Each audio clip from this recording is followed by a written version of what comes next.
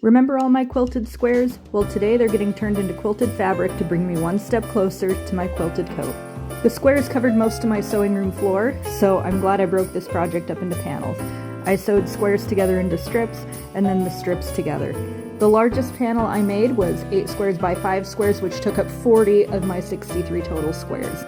Luckily, I was able to cut that panel down before quilting because I'm not sure how I would have managed it under my machine. Once I was done, I had a large panel for the body, 2 for the sleeves, the hood, and of course pockets. This seemed like a great time to trace and add my modifications to my pattern.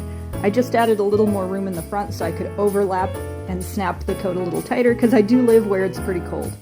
I also added a 1/2 inch to the back, and these changes were reflected in the hood piece. The batting I used also came from the thrift store. It's bamboo, it's pretty cozy, and I've liked working with it so far. So I made sandwiches with my squares, my backing fabric, and my batting, and I was finally ready to quilt.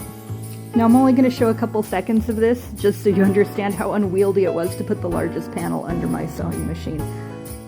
I had a much better time quilting the smaller pieces, and by the end of it, I felt like I was pretty good at running the quilted pieces through my machine.